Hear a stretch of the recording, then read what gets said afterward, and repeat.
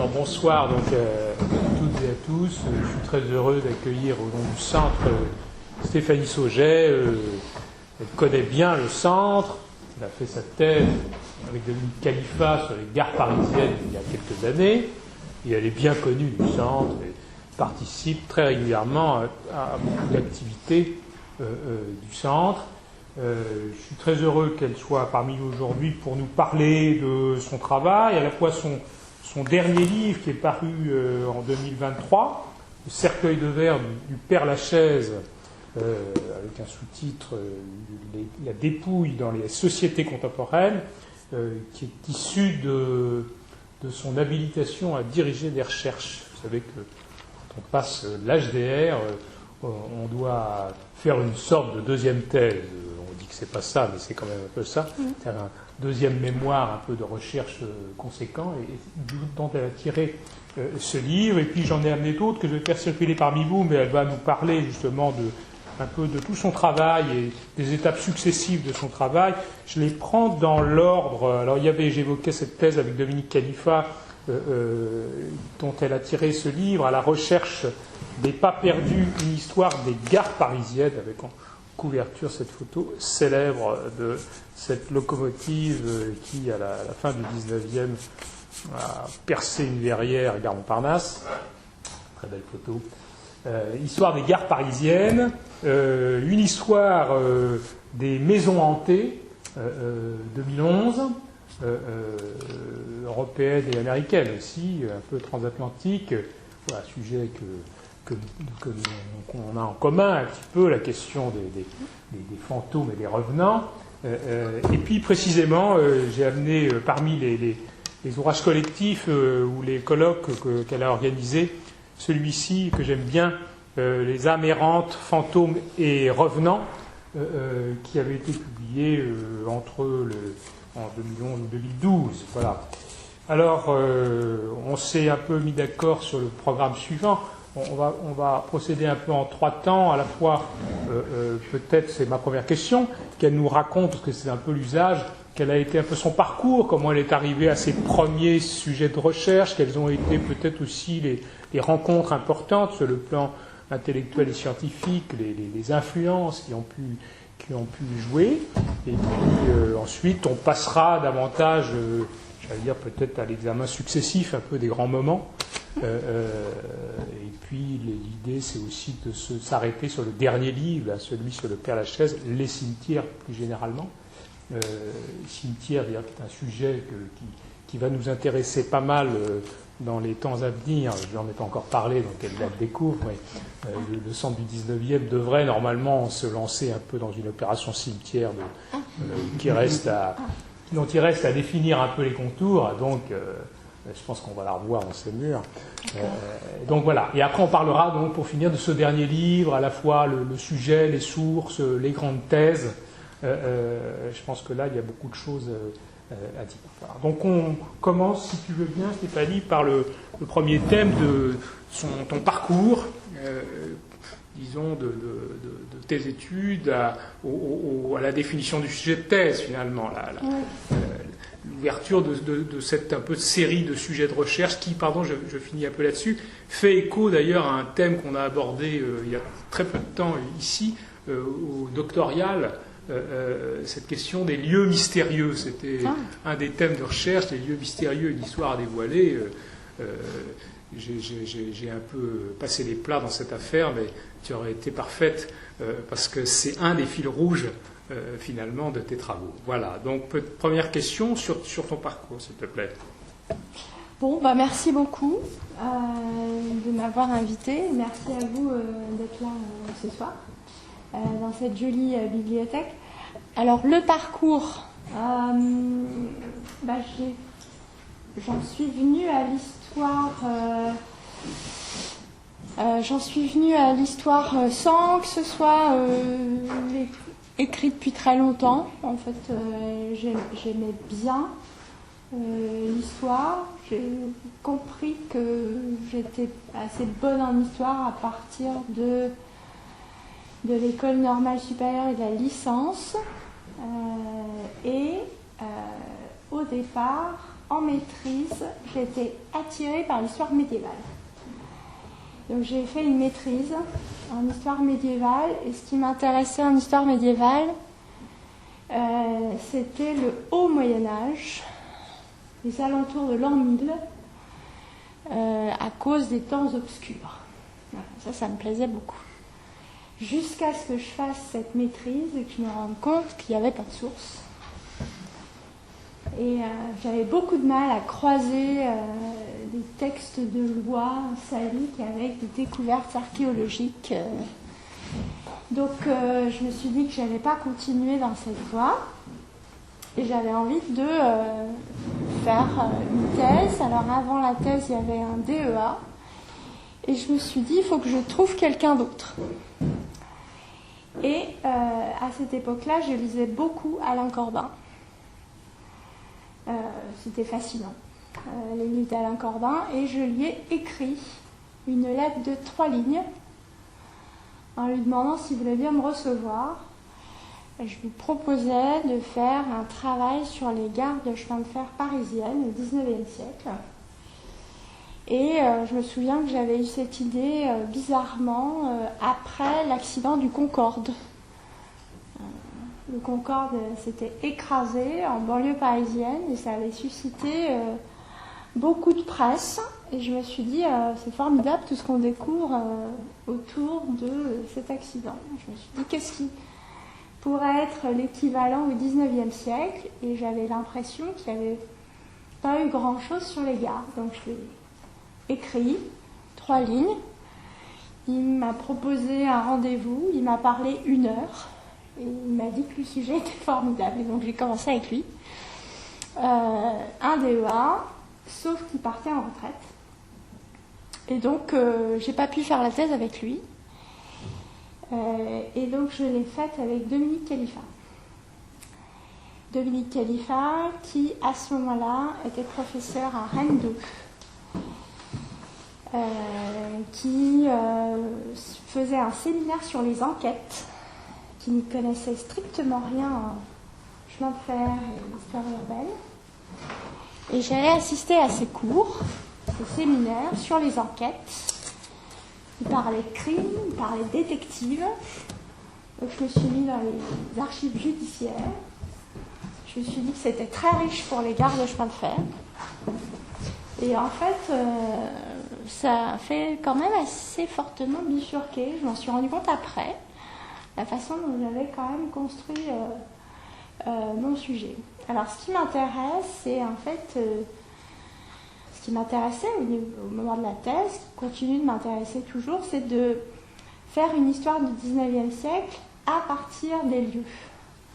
Donc, une entrée par l'espace, et en considérant que l'espace est une dimension qui n'est, certes nous est en partie donnée, mais qui est en permanente fantasmée, construite, envisagée, reformulée. Voilà, donc je me suis dit que c'était la dimension évidemment d'avènement de l'histoire. Et donc voilà, mon envie c'était de travailler au moment de la thèse sur un lieu inédit qui n'existait pas avant le XIXe siècle. Et donc comment on fait pour créer un lieu qui n'existe pas? C'était ça le point de départ.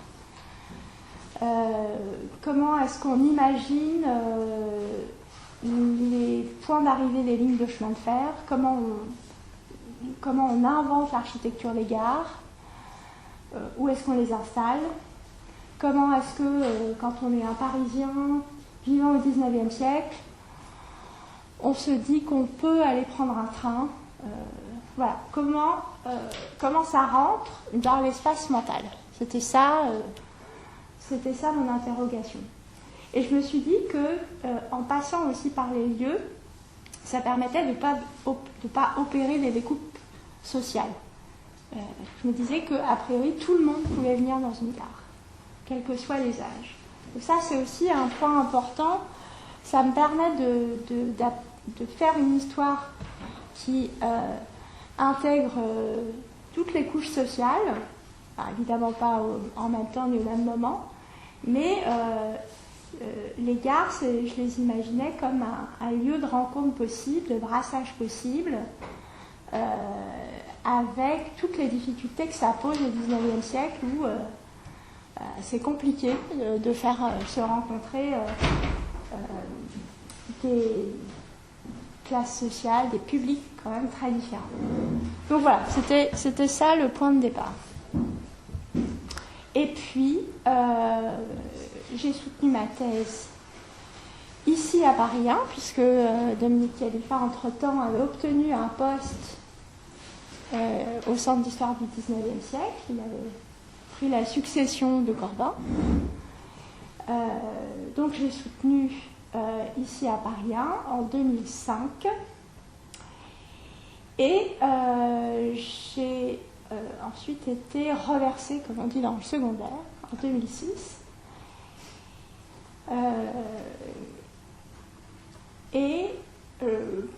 Bon, il y avait avoir un poste, ça c'était évidemment dans ma tête, mais c'était déjà compliqué d'avoir un poste, ça veut dire autant, peut-être encore plus, je ne sais pas.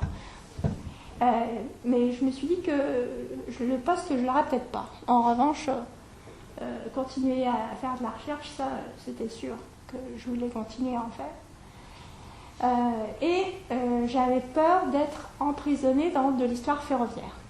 Une fois la thèse terminée, on me proposait des interventions en histoire des chemins de fer. Je me retrouvais dans les colloques avec des passionnés de locomotives et de trains. C'était très déprimant, vraiment déprimant. Donc je me suis dit, il faut que je trouve un autre objet qui montre que ce que je fais, c'est pas de l'histoire des chemins de fer. Ni même de l'histoire urbaine, même si ça croise de l'histoire urbaine et l'histoire des chemins de fer. Et donc à ce moment-là, je me suis dit qu'il fallait que je change de type de lieu, et après avoir travaillé sur un lieu inédit, je me suis dit qu'il fallait que je m'intéresse à des lieux qui au XIXe siècle sont surinvestis d'histoire.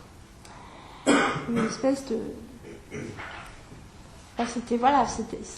c'est l'imaginaire historique de Weber. Et donc, travailler sur les histoires de hantise, de lieux hantés. Donc de lieux qui, pour le coup, sont pas des lieux nouveaux, sont pas des lieux inédits, mais des lieux dont les histoires bifurquent. On peut lire ça comme ça après tout. C'est une histoire que j'ai faite alors que j'étais dans le secondaire, avec des contraintes horaires compliquées, des archives dont les horaires d'ouverture correspondaient absolument pas à mes horaires de cours. Et donc j'ai commencé à travailler beaucoup sur tout ce qui était numérisé. J'ai commencé à travailler beaucoup sur la numérisation. Et en fait, la numérisation, ça a quand même considérablement modifié les façons de faire de l'histoire. Et ce que j'ai découvert avec la numérisation m'a servi pour le troisième projet autour de la JR. Et là, cette fois-ci, initialement, je voulais travailler sur peut-être sur les cimetières.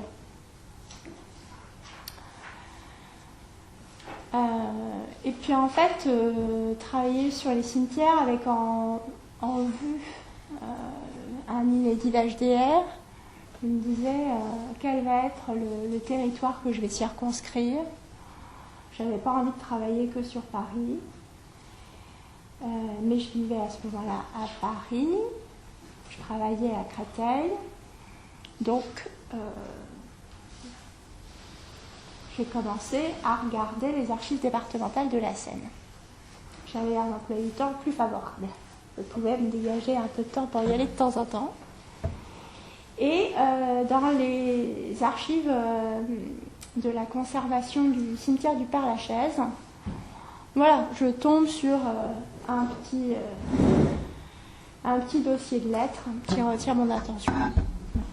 Donc, on va dire que mes enquêtes, à chaque fois, elles sont liée à un désir de trouver des lieux différents sur lesquels investiguer, mais aussi elles sont très liées à ce que disait Corbin, c'est-à-dire que, ça c'est ma façon de fonctionner, pour moi les sujets d'histoire doivent être... doivent venir un peu de trouvailles d'archives. C'est-à-dire, voilà, je me souviens quand j'avais lu Les Cloches de la Terre d'Alain Corbin, il parlait de ses enquêtes campanaires. Je me disais, mais je ne sais pas du tout ce que c'est que ça. Des enquêtes sur les conflits autour des cloches. Et c'est parce qu'il allait aux archives, et aux archives départementales, et qu'il commandait n'importe quel code, ou qu'il regardait beaucoup les inventaires. Et finalement, ces sujets, en tout cas, il a toujours défendu qu'il les a trouvés comme ça, ces sujets, c'est des trouvailles d'archives. Enfin, des rêves autour d'archives, en fait. Donc moi, je fonctionne comme ça. Ça, c'est vraiment lié à ce coup de foudre que j'ai eu pour les travaux d'Alain Corbin, sa façon qu'il a de travailler, de défricher les sujets. Moi, j'avais adoré le territoire du vide, l'invention du rivage, l'invention de la plage, les cloches de la terre à partir de ces récits campanaires, et puis évidemment le Pinago, Louis-François Pinago,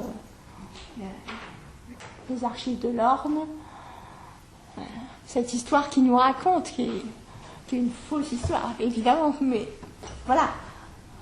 Au hasard, on trouve la commune, Origny-le-Butin, à Origny-le-Butin, au hasard, il tire 2 noms, et puis il prend celui qui naît à la fin du XVIIIe et meurt quasiment à la fin du XIXe siècle, et il se dit, ah dommage, il est analphabète et illettré. Enfin, ça, c'est ce qu'il présente dans le discours. Donc voilà, ça c'est quelque chose qui m'a toujours retenu, ça me plaît bien. Je trouve que c'est ce que j'aime faire. Et dans mon enquête actuelle, et qui n'a plus rien à voir avec le cercueil de la princesse de Verre, c'est la même chose. C'est une trouvaille d'archives, et puis après, ça donne envie de continuer là-dessus. Donc voilà, je travaille à partir de découvertes d'archives sur des imaginaires spatiaux, en espérant que, à travers les questions d'espace, je retrouve plein de choses. C'est comme ça que je fonctionne. D'accord. Petite précision pour les plus jeunes parmi nous. La maîtrise et le DEA, je ne sais pas si vous voyez bien ce que c'est. Aujourd'hui, on fait un Master 1 puis un Master 2. Autrefois, on faisait une maîtrise qui est à peu près l'équivalent du Master 1. Et puis on faisait ensuite souvent un DEA, effectivement, qui était une sorte d'étude de faisabilité d'une thèse possible sur un sujet. Bon. Alors parfois la thèse, souvent, prolongeait le DEA, mais parfois on concluait à la possibilité de faire une thèse. Bon, voilà. Donc il y avait cette espèce de répartition. Ouais, c'était 30 pages. DEA. 30 pages de texte, 80 pages de bibliographie. Et de sources. Montrer qu'il y avait énormément de choses à faire. C'est super. Une année juste à se dire, ce sujet-là est possible. Ça, c'est vrai que c'était chouette. J'aimais bien ça. Est-ce que tu peux peut-être nous en dire un peu plus sur les styles de direction, entre guillemets, d'Alain Corbin et de Dominique Khalifa? Avec comment tu as travaillé avec l'un et avec l'autre? Alain Corbin... On est entre nous, on peut parler librement. Oui, on peut parler librement. Alain Corbin, je ne l'ai jamais eu en cours. Je l'ai eu en séminaire. Le premier contact, c'est dans son bureau, le tien maintenant. Voilà. Il sort la lettre que je lui avais écrite, et puis il me parle. pendant 1 heure. Mais vraiment, moi je prends des notes. Et en fait, ça s'est toujours passé comme ça. C'est-à-dire qu'il n'écoute pas ce que vous avez à dire, il vous parle. Et vous notez. Voilà. Il y a des séminaires. Les séminaires, c'était des lectures. On discutait sur les livres, l'actualité. Et puis après, tout aussi important, il y avait le pot, après le séminaire. Et là, même chose, il parlait de lui, de ses aventures, de sa vie, de ses histoires, garde Algérie, enfin, voilà. Bon. Il parlait de sa vie, quoi, beaucoup. Et au moment du DEA, en fait, je l'ai vu une fois pour me dire qu'il acceptait de me suivre en DEA, et une deuxième fois au moment où je lui ai rendu le DEA et où il y a eu un jury, enfin ça se faisait, c'était avec Christophe Charles, Alain Corbin et Christophe Charles, qui étaient mon jury de DEA. Et donc là, il m'a dit c'est très bien, il faut continuer en thèse, mais pas avec moi. Voilà, deux rendez-vous. Et Khalifa, Dominique Khalifa, il y a eu un rendez-vous avec Alain Corbin, servant d'entremetteur, en quelque sorte. Et ensuite, je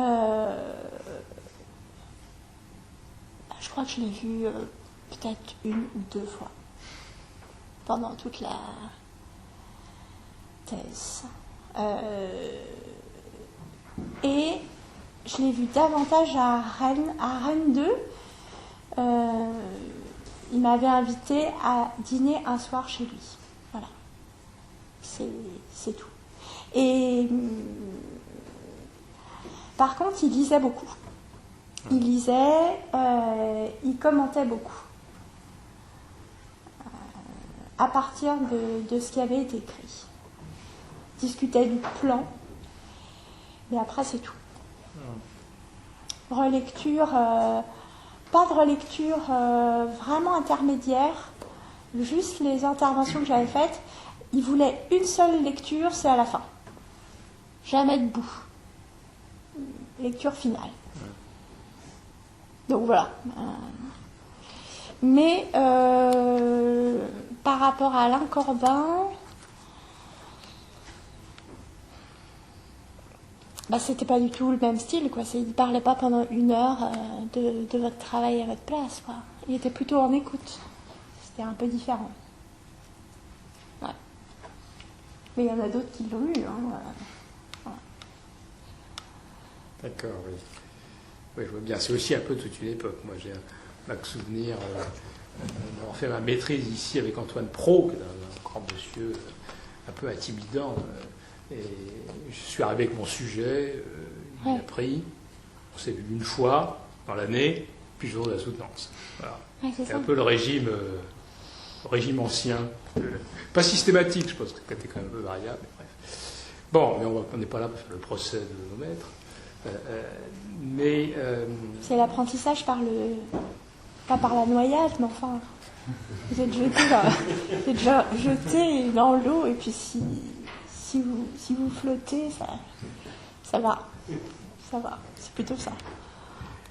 Est-ce que peut-être tu peux nous parler, je pensais en t'écoutant, nous dire un peu quelles sont un peu les bornes chronologiques de ton 19e, et dans ce 19e, est-ce que d'abord tu t'es déplacé, est-ce qu'il y a des périodes qui t'intéressent davantage, et aussi la question du découpage chronologique, parce que tu as un espace assez large quand même dans tes travaux.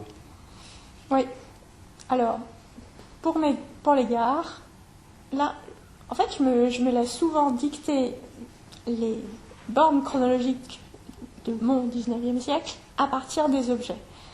Sur les gares, puisque j'avais choisi de travailler sur les gares parisiennes, ça a commencé évidemment avec les premiers avant-projets, donc le début des années 1830.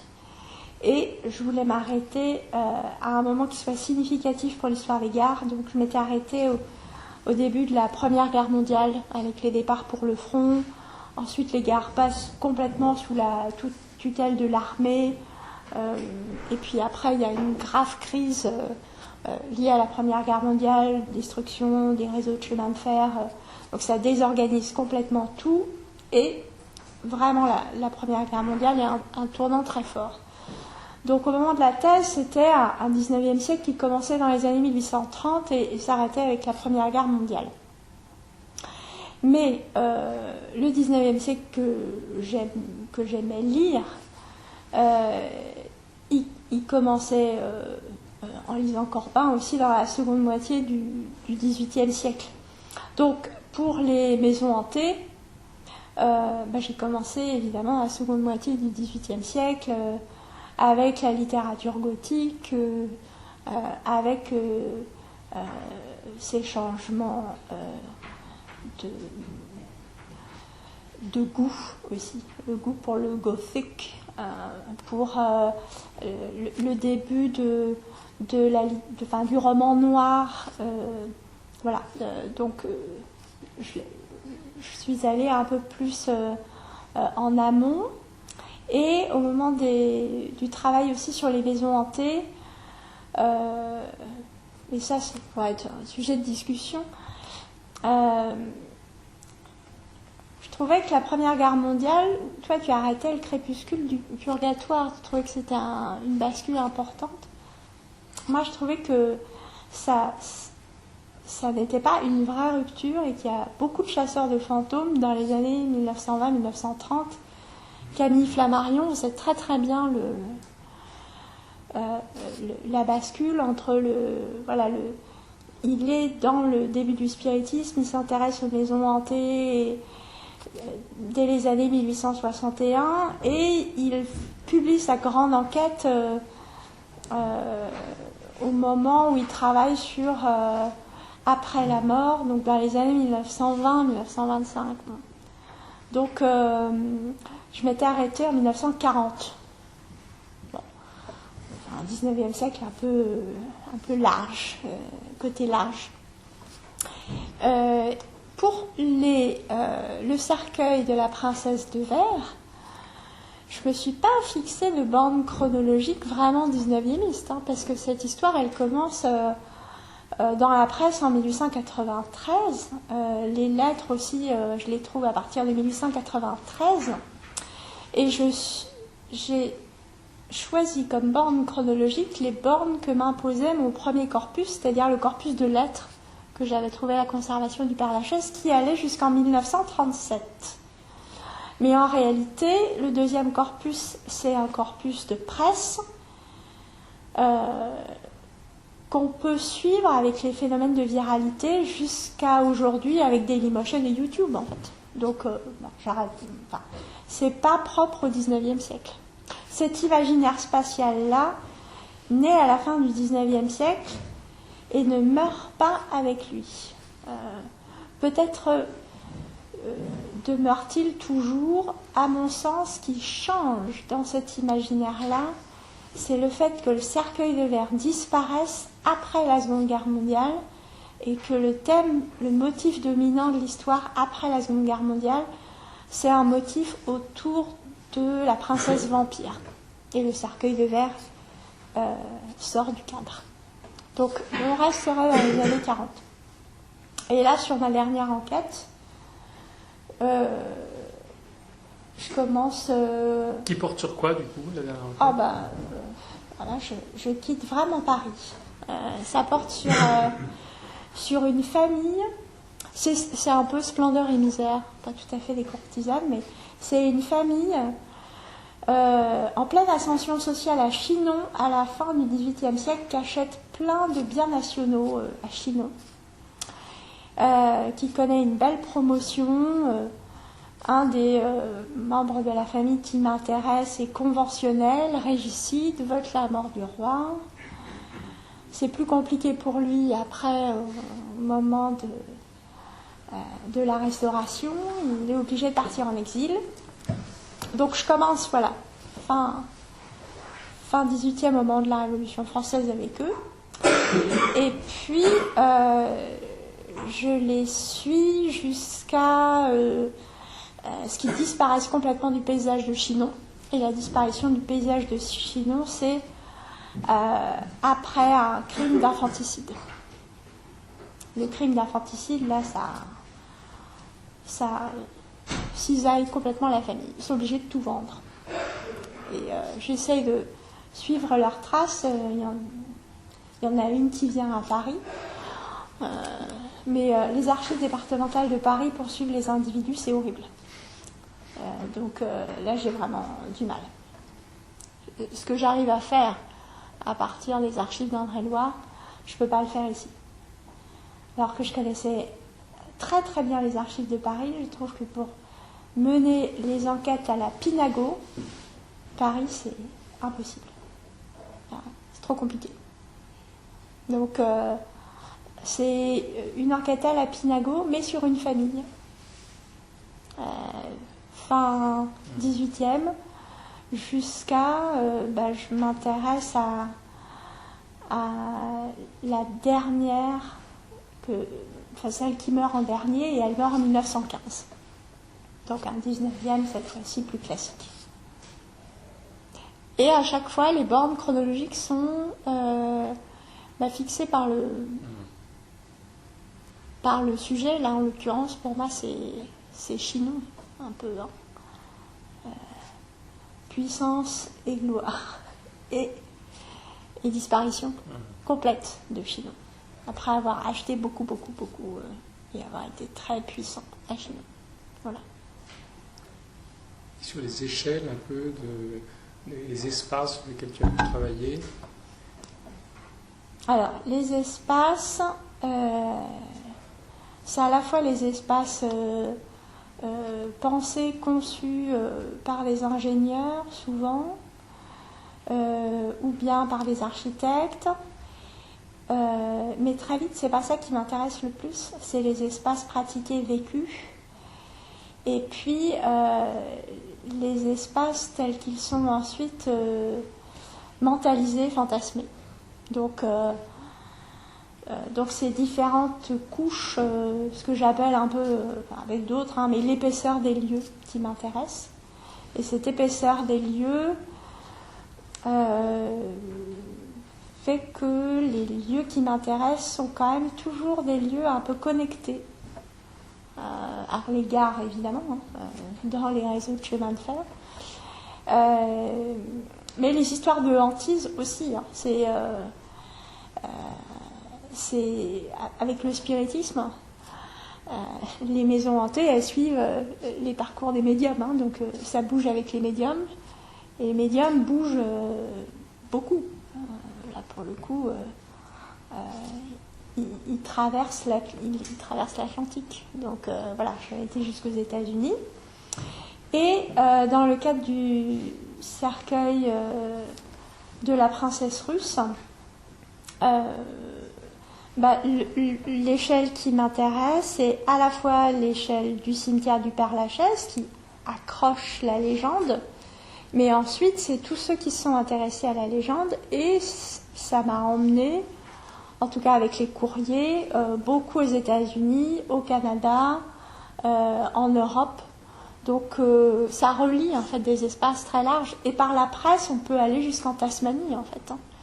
Donc voilà, c'est des relations d'espace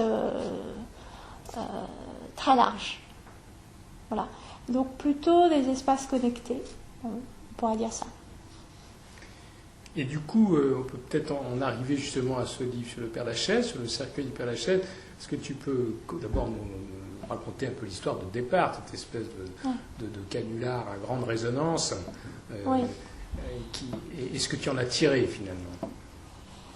Donc le point de départ, c'est cette petite collection de lettres que je découvre aux archives départementales de la Seine dans la conservation du Père-Lachaise. Le dossier s'appelle l'affaire Rousse-Curtis, et à l'intérieur, il n'y a absolument pas de Rousse-Curtis, il y a uniquement des lettres, dont la plus ancienne date de septembre 1893, et elle vient d'Italie, et la plus récente date de l'été 1937, et elle est expédiée de Berlin. C'est des lettres qui sont en français, en allemand et beaucoup en anglais, et qui toutes parle d'une histoire qui est toujours à peu près la même et dont j'ai pris connaissance grâce aux encarts de presse qui étaient associés aux lettres. Et l'histoire, c'est une histoire très facile à raconter, qui se mémorise très facilement. C'est une princesse russe est morte il y a 5 ans en léguant toute sa fortune, qui est toujours exceptionnelle, toute sa fortune à celui ou celle qui gardera son cercueil de verre pendant 365 jours et 366 nuits. Et donc c'est vu comme une petite annonce de job de rêve, puisque au bout d'1 an, le gardien du cercueil de verre doit empocher 5 millions de francs ou 1 million de dollars. Donc une énorme somme qui doit les rendre riches et, l'espère-t-il peut-être, célèbres. Voilà. Donc cette histoire-là m'a amené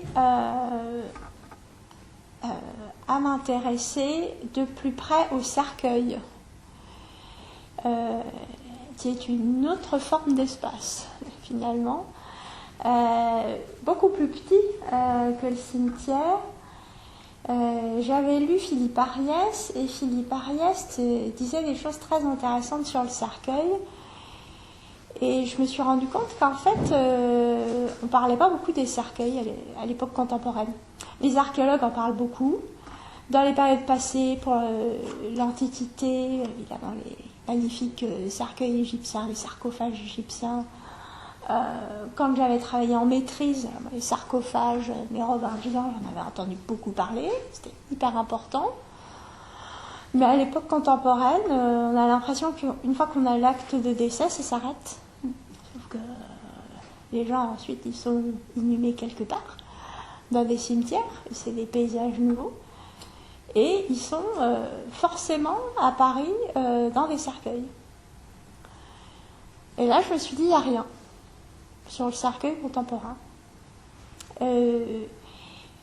Et au départ, quand j'ai lu cette histoire-là, je me suis dit, ça va être un petit élément, peut-être un article, peut-être un chapitre d'une histoire des cercueils. Sauf que cette histoire des cercueils, je pense qu'elle n'est pas faisable à l'échelle de un individu et certainement pas dans le cadre d'un mémoire inédit d'HDR. Ça aurait été une trop grosse enquête. Donc le cœur de mon HDR est devenu cette histoire du cercueil de verre. Mais pour moi, ce cercueil de verre, il est révélateur de la façon dont a été investi le cercueil et ce que j'appelle l'imaginaire de la dernière demeure. Donc le cercueil, dans la concession à perpétuité, dans le cimetière, avec cette espèce de système en poupée russe. Voilà. Et du coup, il t'a révélé quoi, ce cercueil ? C'est aussi la question que tu m'avais posée, je me souviens. Oui, parce que j'étais dans le jury. J'étais dans le jury. J'utilise l'expression de boîte noire. Le cercueil de verre, je me dis que c'est une boîte noire.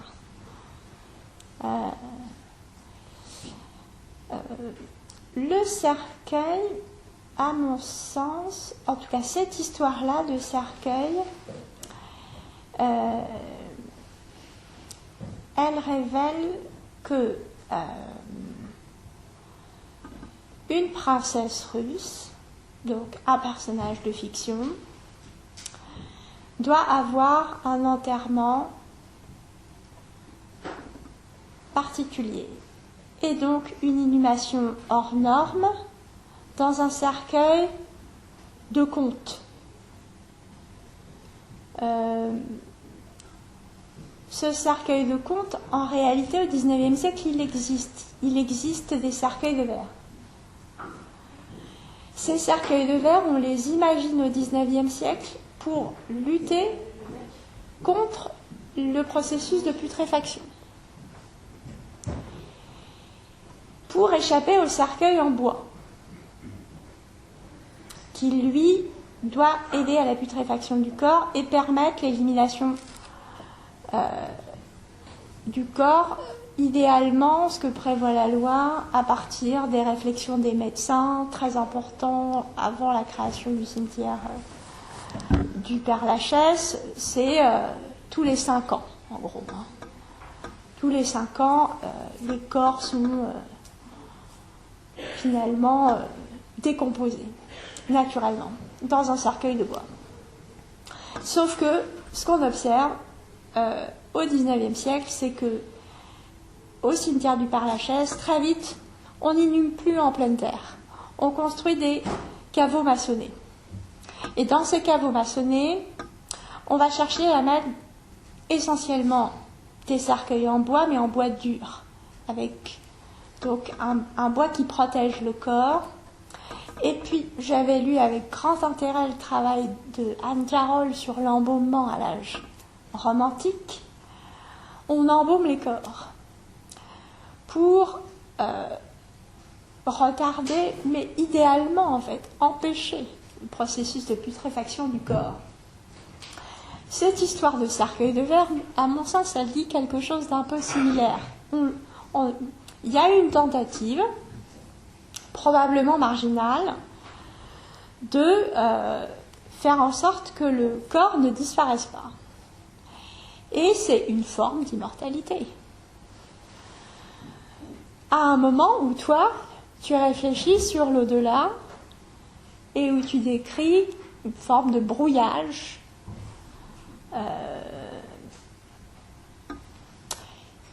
ce qui, moi, m'amène à me dire que cette histoire de cercueil de verre, elle dit aussi qu'une partie, alors je ne suis incapable de dire combien, c'est probablement considéré comme déjà un peu farfelu et un peu aberrant à la fin du XIXe siècle parce que le mouvement crématiste a commencé.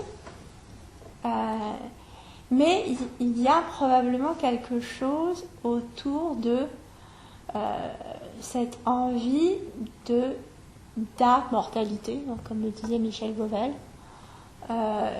qui passe par une inquiétude pour le corps et le cadavre après la mort.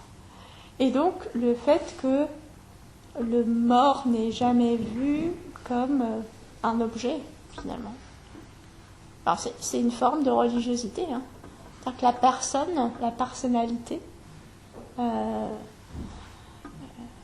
finalement, une grande partie de la population ne peut... Est-ce que c'est une grande partie de la population ? Je ne sais pas. Ça, je suis incapable de dire. Qui accroche ? Cette légende-là, elle circule beaucoup dans la presse, elle circule de manière virale. Comment c'est lu ? Je ne peux uniquement le dire que pour les cas de lettres que j'ai retrouvées. Les gens qui l'ont lu, qui ont répondu à la petite annonce,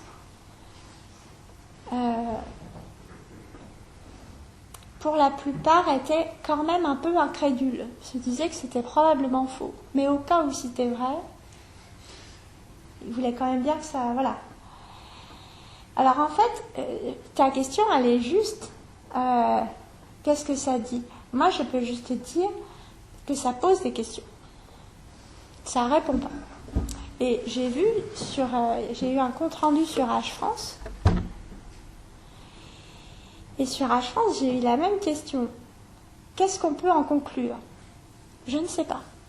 Qu'est-ce que c'est qu'H France ? C'est une liste de diffusion avec, qui rassemble beaucoup d'historiens états-uniens spécialistes de l'histoire de France. Il y a beaucoup de 19e-istes. Et au moment où je faisais ma thèse, je ne sais pas si le ratio est toujours le même, mais au moment où je faisais ma thèse, les 2/3 des historiens spécialistes du 19e siècle étaient états-uniens. Donc il y a beaucoup plus de travaux sur le 19e siècle aux États-Unis qu'en France. Et ils posaient un peu la même question. Ils me demandaient, mais alors, c'est quoi la fin de l'histoire ? So what ? So what ? Ah mais Ça me rappelle des discussions entre Corbin et Pro disant que l'histoire que faisait Corbin est une histoire sur laquelle l'historien est sur une branche, et ici la branche sur laquelle il est. Sauf que moi j'aime bien l'histoire à la Corbin, c'est-à-dire une histoire qui d'abord considère que l'histoire est impossible, et ensuite qu'on est peut-être au mieux capable que de dire ce qui est de l'ordre du probable ou du possible. Voilà. Et j'avoue que je trouve que cette position peut-être minimale et minimaliste, elle est... j'ai l'impression que c'est la seule qui est vraiment tenable, parce que dès qu'on veut rentrer dans quelque chose d'un peu systémique, dès qu'on veut dégager des lois générales, je trouve que ça ne marche pas. Même la transition funéraire, on en a déjà parlé, hein. Même la transition funéraire, je pense que ça ne marche pas en dehors des grandes villes. En fait, les modèles qu'on fabrique, quand on change d'échelle, mais c'est aussi toute la réflexion de Bernard Le Petit, hein, en changeant d'échelle, on ne fait pas que changer d'échelle, en fait. On change peut-être de réalité. Donc, en changeant d'échelle, on découvre des choses qui nous laissent un peu sans voix. Enfin, moi, c'est ce que je fais le constat, que cette histoire m'amène, non pas, je pense, à une impasse, mais à des questions auxquelles je ne sais pas répondre.